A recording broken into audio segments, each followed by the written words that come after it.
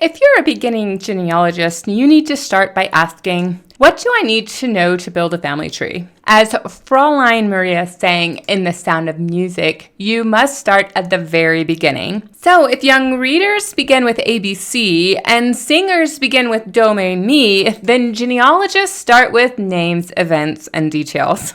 Howdy, welcome to Family History Fanatics. If you're new here, my name is Devin Noel Lee, and I love helping people find meaning and connection through their family trees. So let's not delay and let's get into today's topic. Before we discuss these items, please note that to build an accurate family tree, you must start with yourself and then climb your family tree generation by generation. While it's tempting to search online trees and publish genealogies to see if you're related to Charlemagne, royalty, or some other distant relative, there are better strategies than that. Unless you want to build a fictional family tree, it's best to start with yourself, confirm your relationships with your parents and siblings, and then their parents and siblings, and so forth back through time. Eventually, you might discover you're related to royalty. I still haven't, but you'll more likely discover that you're related to a farmer or other nobody. So where do we start? Names. After 30 years of helping people build their family tree, my first question, and those on most genealogies get-started websites, ask, what is the name of your parent? Believe it or not, many people cannot easily answer this question. As modernity becomes more complicated in the creation of life, this question will become more and more difficult to answer. In a simple world, I would ask you to name your father and you would say, Jonathan Friedrich Doyle. However, I've met people who've said, which father? The sperm donor or the man who raised me or the man I wish raised me? My answer is, ideally all three, but give me what you're able to share. Often responses are like this. Okay, bio dad. Everyone called him Bubba, but I'm not sure what his real name is. Man who raised me, Chuck Carmichael. Man I wished raised me, Mr. Meek. I believe the adage, start with what you've got and improve as you go, applies here. The other adage I value is teach correct principles. We can't know what we're aiming for if we don't know the ideals. So ideally, you would record every name you know a person used in their lifetime. These names include given names, the names their parents gave them, or if their parents passed away, the name the person who receives them, I guess, gave you. Surnames, these are surnames at birth, but also the ones that happen through adoptions, marriage, or other name changes. Some legal, some not so much. Ask Andy and his grandfather that ran away from the law. Nicknames. Not everyone preferred using the name their parents gave them. Some nicknames are shortened versions of names like John for Jonathan or Bill for William, even though I still don't know how Bill is from William. Wouldn't it be Will? Some aliases aren't obvious, like Sasha for Sergey, Peggy for Margaret, or Chuck for Charles. Still others have various origins, like Bubba, Red, Slugger, etc. There are stage names. The most familiar one that people have is Marilyn Monroe was born Norma Jean Mortensen. Another one you might not have considered is religious names.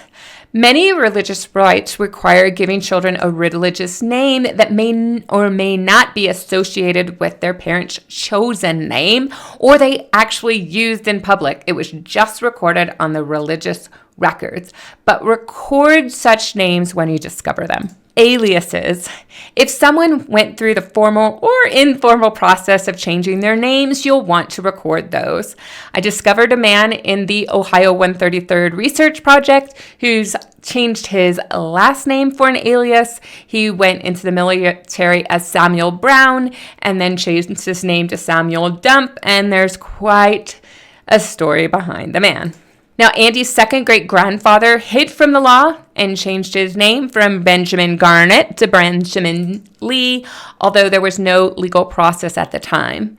I have a cousin who legally changed his surname to distance himself from his parents. Whenever you encounter such name changes, record them, and if you know the reasons why, record that as well. Now, another thing you want to do is spelling variations. Avoid falling into the trap of believing every record your ancestor appears in will have the same spelling.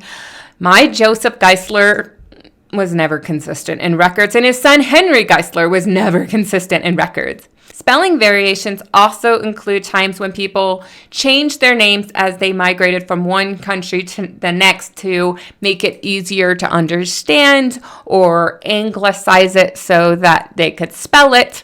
You get the idea. Now, with spelling variations, I would recommend you just keep a running file in your notes in your genealogy software program rather than creating also known as in online trees and in your genealogy database, because were they also known as, or did a census record keeper not understand that name and it was a close approximation of what it sounded like? So spelling variations I often put in a note, but aliases, nicknames, and so forth, I look for the fact fields for those and include them where applicable. Other parts of the name includes suffixes, junior, senior, third, fourth, and so forth, as appendages to the names to differentiate individuals in a family. Esquire, MD, and other postnomials indicate that an individual holds a position, academic degree, accreditation, office, military decoration or honor, and so forth. Go ahead and include those. Another part of the name is title. When you start encountering royalty, you will have some of those titles, but people acquire titles in the same fashion as postnomials. So this can be sergeant, major, sheriff, senator, and so forth. So you want to keep track of those as well. Do you happen to have anyone who's a senator or other political official in your family tree? Let me know who they are in the comments. Now, how will you find this information if you don't know about it?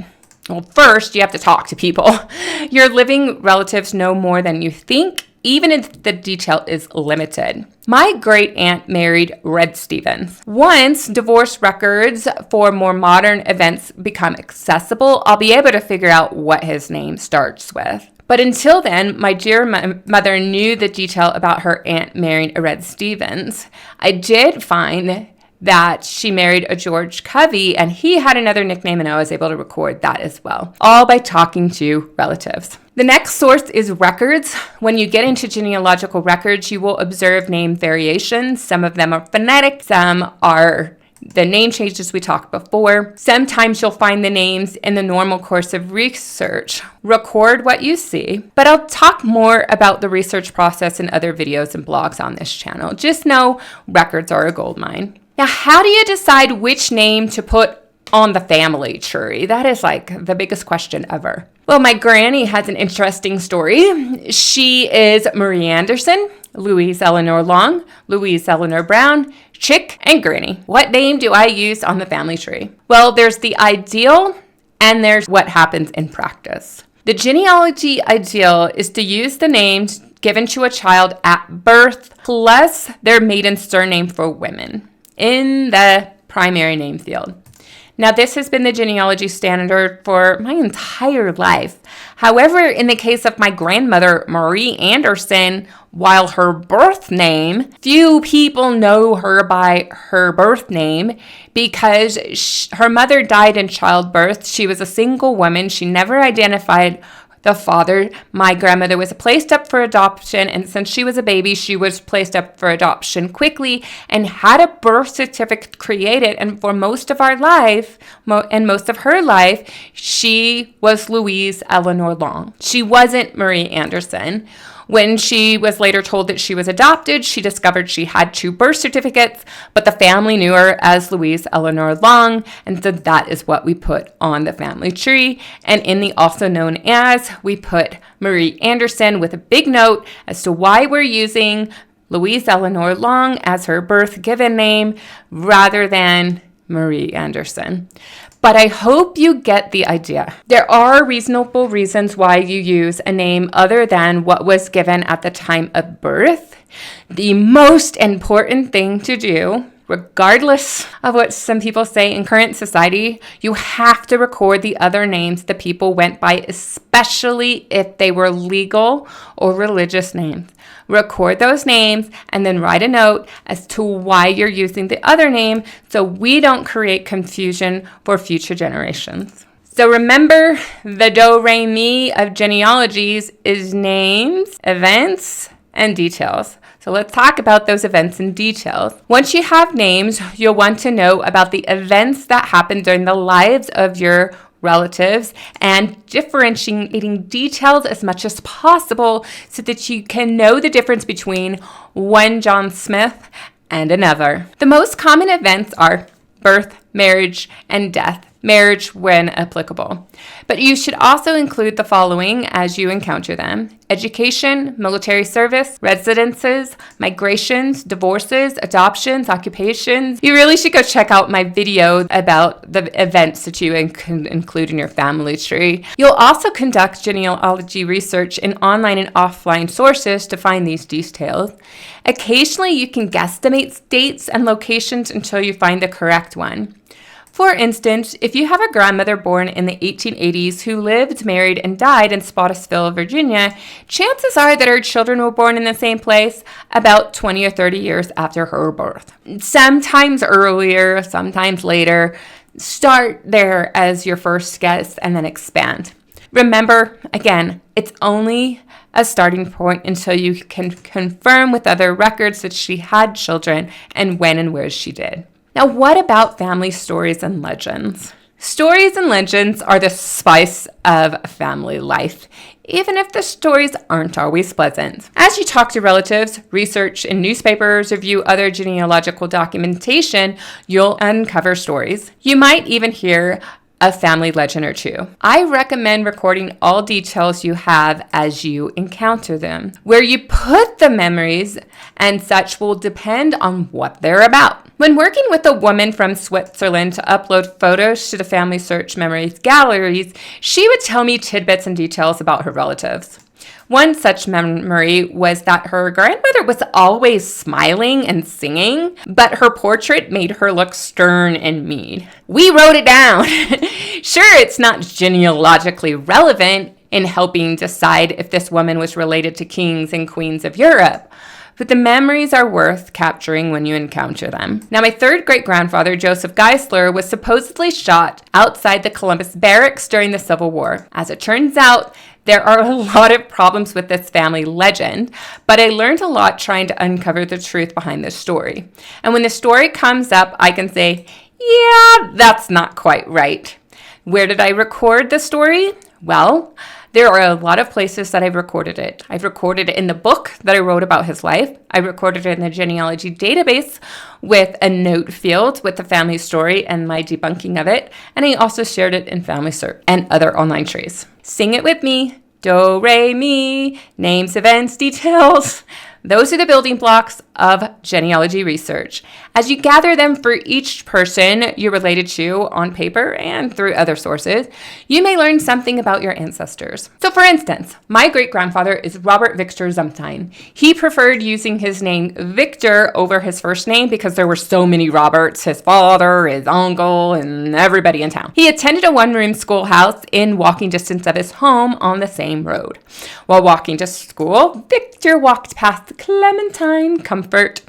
Years later, he married the girl across the street. After graduating from the University of Toronto, he obtained his master's degree in physics at the State University of Iowa, now known as the University of Iowa. He received his PhD in physics at the University of Michigan. He turned traitor a few years later when he took a position teaching physics at Ohio State University for the remainder of his life. Any Buckeyes or Wolverine fans out there want to settle the debate of which school's better? Have fun in the comments. So good luck on your genealogy research journey. I hope you'll become a fanatic like me as you build your family trees and write stories about the people you meet along the branches. It's time for another recap of viewer comments. I absolutely love hearing from you all, and I do my best to comment on all of the research-related comments that are left. So with that said, in the video, when are you no longer a beginning genealogist? Chief Family Genealogy Office, I think I said that right, says, I work with beginning genies nearly every week. There is always something new to learn and find out. Just found out new Mayflower people that I didn't know of, and that was amazing. As James Tanner says, practice, practice, practice. When I started doing Swedish genealogy, I had to learn a whole nother technique, probably another language if you didn't speak it. They say, don't give up. I won't, and I hope you won't too. So Tink Inc. 85, who's been a subscriber for 4 years, said, after 30 years, finally learning to slow down and complete one person at a time is how she knows she's no longer a beginning genealogist. B. Granger says, I love your videos. I've been doing family research since the 1980s when my father asked me to help find some information. That was way back before computers and the internet to help, and my only resource was the Family History Centers. I'm approaching 50, and I remember those days.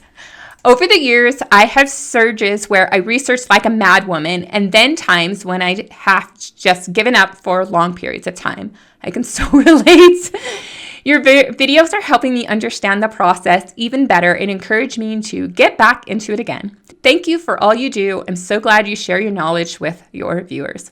Absolutely. That's one of the reasons why I do this, and I love when I hear of your successes, your struggles, and any comments or questions that you have.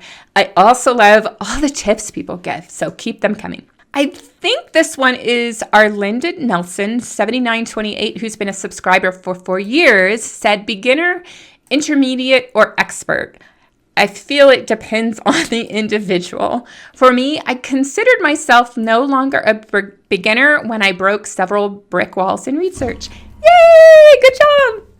I then began to help others with much success and felt confident in learning the do's and don'ts, ins and outs of this field and having fun while doing it all along. That's the key point. Have fun. Thanks for the reminder of it all. Absolutely. Keep having fun. April Rowland shared, once again, I have to say I love this video. I still feel like a beginner at times as I have only been researching my family tree for about the last 13 years. It's a drop in the bucket compared to so many who have been researching for decades. However, I guess I realized I wasn't really a beginner any longer when people I know from my community started coming to me to ask, how do I get started researching my tree? Or where would I figure out if my ancestor did this or that? The fact that I could not only give them answers, but also give them resources to check out makes me feel less like a beginner. At times I feel like a beginner because I have not done much offline research. I know there's so much more out there, but balancing it with family and life commitments, coupled with location and financial constraints, it can feel like you're being held back.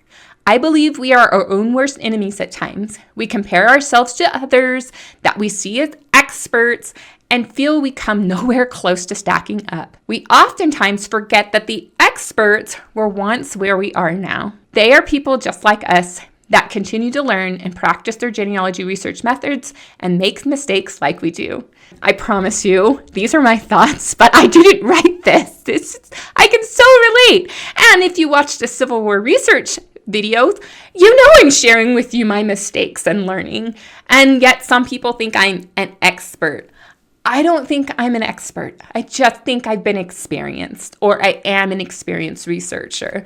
And I can tell you, when I don't know the answer, I go find resources where the answers may reside. That to me is the mark of a good genealogist. But back to her comment. What do you think of these ideas and recommendations? Was it helpful, or do you still have questions?